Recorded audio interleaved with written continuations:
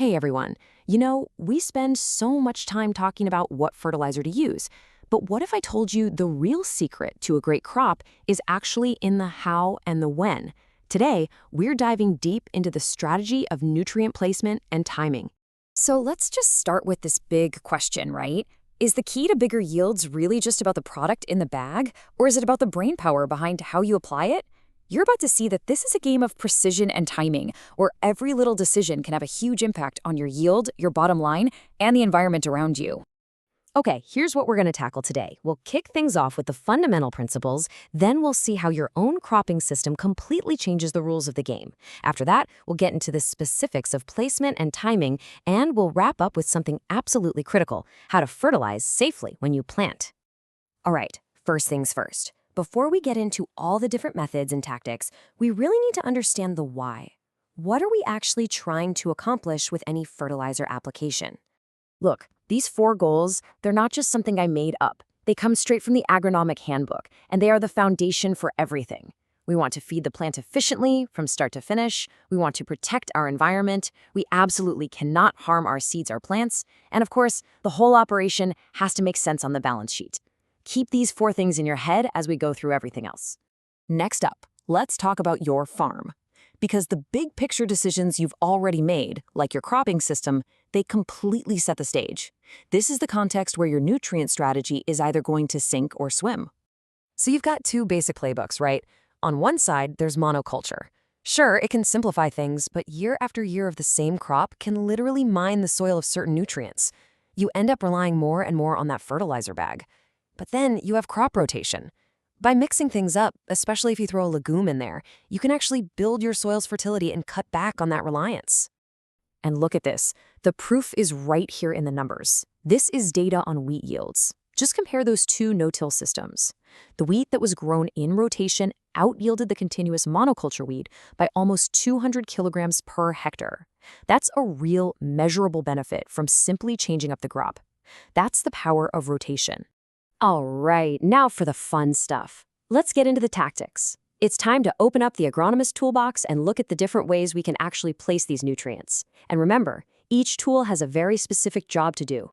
First up, the one everybody knows: surface broadcasting. Honestly, just think of it like a shotgun approach. You cover the whole surface, it's fast, it's pretty economical, it gets the job done over a wide area quick. But, and this is a big but, there's a trade-off, right? Speed and low cost come at the price of precision. If you're spreading something immobile like phosphorus, a lot of it might get locked up in the soil before the roots ever find it. Plus, you might end up feeding the weeds just as much as your crop, and let's not forget the risk of it washing away in the next big rain. And then, on the complete opposite end of the spectrum, you've got banding. If broadcasting is a shotgun, this is a sniper rifle. It's all about precision, placing a concentrated band of nutrients exactly where you know that young seedling's roots are going to be. And just look at this picture. This is exactly what we're talking about. By creating that little nutrient hotspot right in the root zone, you're basically giving that seedling a packed lunch for its first few weeks of life. This is especially huge in cool, wet soils where roots are slow to get going. So yeah, the takeaway here is that banding is way more efficient, especially for those immobile nutrients like P and K.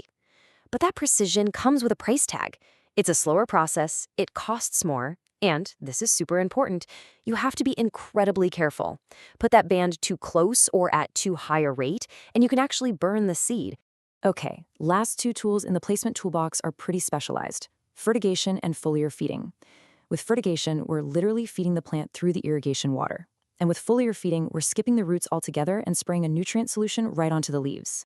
The real power here is incredible in-season control.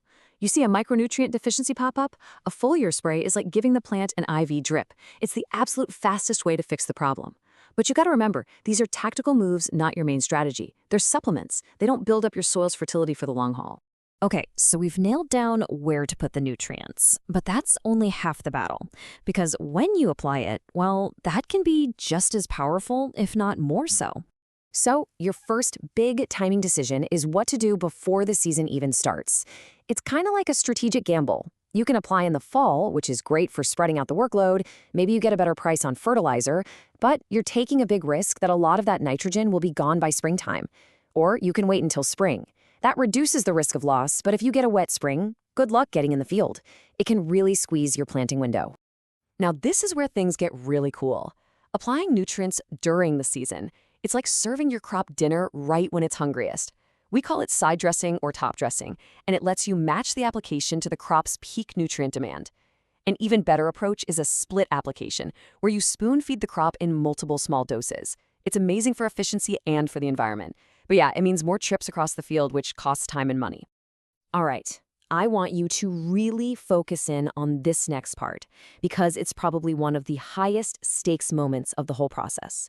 Putting fertilizer down at the exact same time you're planting the seed. This is where precision is everything. And to understand the danger, you have to know about something called the salt index. All it is a measure of how salty a fertilizer is. If you use a fertilizer with a high salt index and put it too close to the seed, it can literally pull the water right out of that seed. And poof, no germination. It's a critical safety rating. So to keep your seeds safe, you've got to be thinking about all 4 of these things constantly. Think of it like your pre-flight checklist before you put that seed in the ground. How close am I putting it? What's the salt index? What kind of fertilizer am I using? And how high is my rate? You get any one of those wrong, and you could be hurting your crop before it even has a chance to grow. So what's the big takeaway here? It's that there's no magic bullet fertilizer, right? Effective, profitable, and sustainable nutrient management is all about building a smart, deliberate strategy. It's about putting the right nutrients in the right place at the right time for your specific farm. So I'll ask you again, what's your strategy going to be?